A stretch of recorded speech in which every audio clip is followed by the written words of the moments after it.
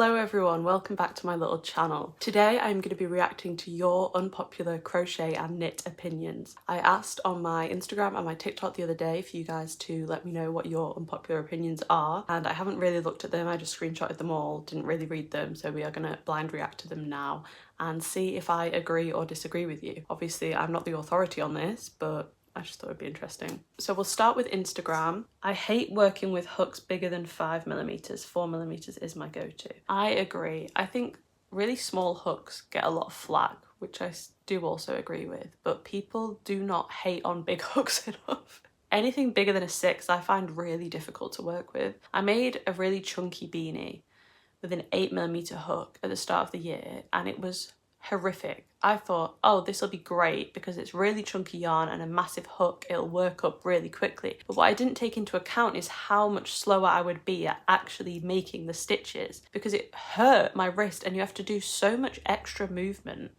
when you're working with such a big hook. I think it's a nightmare, and I honestly think these days I would go for a smaller hook than I prefer than a big one most times, because it's just, I think like 3 to 5 is like the sweet spot, in my opinion, okay?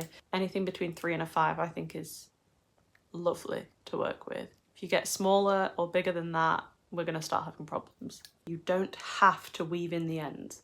Now, yes, I would agree, you don't have to weave in the ends. I just think in a lot of projects, it looks better if you do. And I do see people make things and intentionally leave the ends out and it looks great. I think it just does depend on what you're making. There's someone on TikTok, I think their account is called Loose Ends, and they never weave in any of their ends and it always looks great. I feel like it wouldn't look that great if I tried to do that. I think it just depends on what you're making, but you absolutely don't have to weave in your ends ever. If you don't care and you prefer how it looks without, or you just can't be bothered, then you don't have to do it. I mean, you don't have to do anything in crochet. It's, you know, it's your art and it's your decision what you do with it. I think just a lot of people prefer how it looks that way, and it kind of gives you a little bit more security that it won't unravel, but I guess that's it really. Next one, you never need to frog anything. This is a similar thing to the weaving in the ends one. Again, yeah, you don't have to, but if there's a mistake that's going to be really obvious and bug you, then you kind of have to if you want to end up liking the project, I would say. But yeah, you never need to frog anything. If you want it to turn out how you've imagined or how you planned it to, and you've made a mistake that's going to affect that, then you kind of have to. So again, yeah, you don't have to, but most people's preference probably would be to frog and fix a mistake. Okay, crochet and knitting patterns look like surface development. Surface development. Oh, okay, yeah. I mean, I'm guessing maybe you mean like crochet charts, in which case, yeah, particularly like that one. Yeah, honestly, you're right. I hate the charts. I never use them. They freak me out. I think they're just confusing. Some people love them, but I think generally most people aren't a big fan of charts. They're pretty stressful. Okay. I can master crochet in a couple years since I'm so naturally crafty, a genetic gift by my mum's side. I think anybody can master crochet if you put your mind to it. I think it just depends whether you're inclined to keep up with it. I do think it's something that most people could get the hang of if they put in the time and they had the patience. Not everybody has the patience, has enough desire to do it, to have the patience, if that makes sense. Like, if you don't want to be doing it, you're not going to have the patience. So I think, yeah, being naturally crafty would help. My mum crochets and my grandma's both knit/crochet. So I suppose you could say that there was a genetic element to that, except for the fact that I didn't start until I was 23. After years of my mum occasionally trying to teach me to knit, trying to teach me to crochet, and I never was interested until I was. And then I picked it up immediately because I was suddenly really interested in it. So I think it is more about interest than anything else, in my opinion. I'm not a science, I don't know enough science to say that it's not genetic. Okay, magic rings are not hard. I agree. I massively agree. I think the problem with magic rings, and first of all, I have a TikTok showing you what I believe is the easiest way to do a magic ring on my account, so you can go and find that if you want. I'll put a screenshot of what it looks like so you can find it a little bit easier, and maybe the date that I posted it. I think the thing with magic rings is that everybody says they're really hard, so everybody goes into it expecting it to be really difficult, and when you go in with that mindset, it's like a self-fulfilling prophecy. It's immediately going to be harder to get the hang of because you're expecting it to be really difficult. I think people overcomplicate it, but I learnt it using like the most common method of wrapping around your fingers, making the X, which is not the simpler way that I show you on my TikTok. But I still didn't find it that hard to pick up using that method. And I think as long as you find the right tutorial that's clear enough, I don't think it's that hard. What can be hard is closing a magic ring with certain chenille yarns. If you get one that sheds a lot or snaps easily, that can be an absolute nightmare. I also do just want to say, if you really can't get the hang of the magic ring, just chain 2 and do your stitches into the first chain. It'll work fine. Or you can chain like 4 and just connect them and then do your stitches into that loop. There are other options, but I agree, I don't think the magic ring is as hard as people make it out to be. Double crochet in US terms is overrated. I am gonna have to disagree on this one. I love double crochet so much, and I particularly love granny stitch, which obviously is made up of double crochets. I just think double crochet is a great stitch. I'm trying to think like why you might think it would be overrated. Maybe just because so many people love it. I think more people love half double crochet though. I obviously make TikToks quite often about like different types of stitches, and I think the most common comment that I get is people saying that the half double is their favourite. But I love double. Works up quicker, but it's not like as annoying to do as treble. Personally, I don't think it's overrated. Okay, that plushies are better than clothes. I would say neither is better.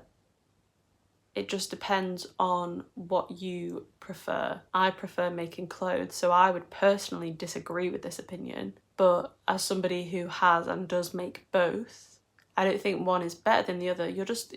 They're completely different, you know? Like, the process of making them is completely different. The output is completely different. I feel more rewarded by making something I can wear than making a plushie. But I do think plushies are more effective if you're wanting to sell your crochet because they are generally quicker to do, and I think they sell better. My experience of selling at markets has been that plushies sell the most every time without fail. So I would say if you're wanting to create a small business out of your crochet, then plushies would be the way to go over clothes. But if you just want to make things for yourself, then I think plushies, for me at least, I kind of ran out of things that I wanted to make pretty quickly, and then it was like, well, whereas with clothes I feel like the options are a little bit wider. So yeah, I don't think one is better than the other. It just depends on personal preference, I think. I don't get the hype for merino yarns. It's just so scratchy. Interesting. I generally don't like working with natural fibres, so like real wool. Anything with real wool in is generally a no-go for me. I find it very itchy, but merino yarns are the only like real wool yarns that I can bear to use because I don't think they are itchy or scratchy. I think they're incredibly soft. So I'm gonna have to disagree. The ones that I've had are from Finch Mod. I will link her in my description. I will link her shop. I made a moss stitch scarf with that and I find it incredibly soft. And I also have one of my lovely followers sent me some yarn from Arcane Fiberworks, which I also believe is a merino yarn, and that is very soft as well. So my experience with them is that they are not at all scratchy, but I think I've only tried those two, so I can't speak for all of them. Okay, it's not hard at all to crochet with black yarn. Some are just being dramatic. I think it is really hard to crochet with black yarn if you are a beginner or if you have really bad lighting. Other than that, I agree. I think when you're first starting, because my overarching memory of being a complete beginner is that I didn't yet understand what each stitch looked like. So it was hard enough anyway for me to figure out where I was meant to be putting my hook. Using black yarn at that point would have been a nightmare because I really wouldn't have been able to see anything. And if you are in very low lighting or very bad lighting, or maybe if you just don't have great eyesight, I can imagine it would be very difficult. But I think other than that, I agree. I don't think it's harder. Once you know what you're doing and you know where your stitches are, I don't think it makes that much difference as long as you've got decent lighting. Okay, that is all of the opinions I have from Instagram, so let's go over to TikTok because I did get a couple on there as well. Someone says, calling my crochet items knitted makes me crash out. This is, I don't think, an unpopular opinion, to be honest. It's so annoying. It is really annoying. And I tell you what, it's not annoying if it's somebody who doesn't know better, maybe a stranger who doesn't know anything about fibre arts. I think that's not their fault. When it's someone who maybe knows that you crochet, someone who should know, or someone that you've told before and they continue to get it wrong, that is really annoying and rude in my opinion, because at that point they're just not listening to you. But I agree, and I think most crocheters feel that way.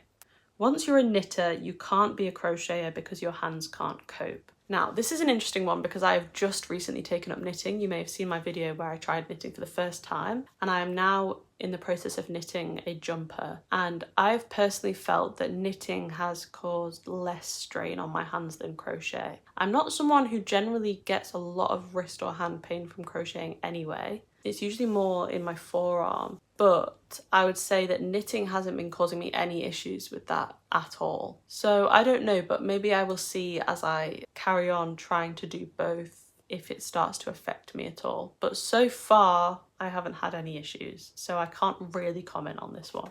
I don't get the hate on acrylic yarn. In my opinion, yarn is yarn and it shouldn't be such a big deal. 100% agree. Why are we hating on acrylic yarn? The only element of the argument that I can understand is that it isn't as good for the environment, and I completely understand that. There is obviously plastics in acrylic yarn, but I do think that a big part of the hate on acrylic yarn is just a form of classism. I think it's an attack on people who can only afford acrylic yarn. That's my general opinion on it. I love acrylic yarn. As somebody who finds natural fibres very irritating on my skin, that kind of limits me already to either acrylic or cotton, and a lot of projects you just don't want to make with cotton, so it is going to be acrylic yarn. I just don't think we ever need to be hating on anybody for their choices. I'm not ever going to hate on somebody who only uses real wool. Great, good for you. I would never do that because I find it so itchy. I completely agree with this opinion. I've used a stitch marker once when I first started, never again. This is interesting because I avoided using stitch markers for as long as I possibly could. I don't really know why. I just didn't, I found them to be a faff and I didn't really understand the point. And I think it was only really when I started doing amigurumi that I started using them, because you kind of have to, when you're working like in the round like that, you have to know where your round starts to get your count right. Since then, I now use them much more often when I'm making clothes and stuff, particularly if I'm freehanding or just to help me out with counting. So I would say that the longer I've crocheted, the more I've been using stitch markers. So I guess kind of the opposite to your experience, but I do understand that they are kind of annoying. Like, I'm always a bit like, oh, I find it a right faff to like take them on and off, but I think overall they save me time and they make things a little bit easier. So I guess I would disagree with this one. Okay, that is all of the unpopular opinions that we got. I think generally I agreed with most of them. There was a couple that threw me off a little bit, but let me know your unpopular opinions in the comments and we can all discuss together. Thank you so much for watching, guys. Bye.